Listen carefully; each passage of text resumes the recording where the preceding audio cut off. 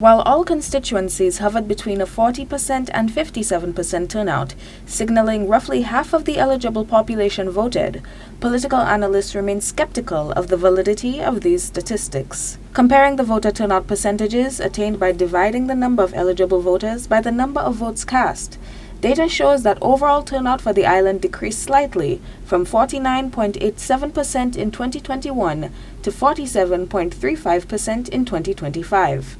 All constituencies recorded a decrease in turnout percentage except for Soufrière, which saw an increase of 1.87%. The most dramatic drops were in Labri at 17.63% less votes and Choiseul at minus 9.59%. However, many do not see these drops as reflections of actual voter behavior, but as the result of inaccuracies in who is counted as an eligible elector.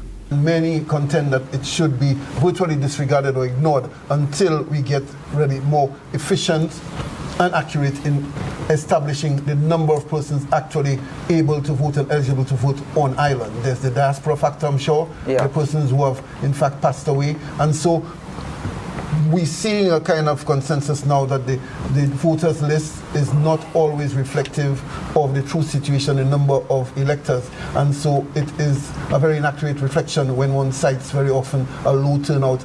The number of eligible electors increased by 10,000 people, while the number of votes cast only increased by 137. 185,000 people were registered as electors in 2025, but the 2022 population census only recorded about 178,000 people living on island. This major discrepancy is calling into question how the deceased and diaspora are counted by the electoral department. I do know that the electoral department is very strict in removing dead people off the voters list. I checked with my own mother, who passed 2 years ago, and not too long after I checked the voters list to see whether she was still on, and she wasn't. So I do know that they have been doing a good job of taking people who have passed off the voters list. While the raw numbers show that essentially the same number of people showed up to the polls in 2025 as they did in 2021, the feeling on the ground was that the turnout numbers were indeed lower than they had been in previous years. In 2021, during the pandemic, lines stretched longer due to social distancing, and the sanitizing process slowed down the voting. This year, however, some noted that less people seemed to join the lines at the polling stations. Yeah, today at the Moshi Primary School, arriving here, I realized the turnout is not a big amount. To the last time that they had the voting here about 5 years ago, it was a big turnout, but this time the turnout is a little kind of slow. Some lamented that the lengthy voting process discouraged them from exercising their right to vote, with some reporting wait times of up to 3 hours in line.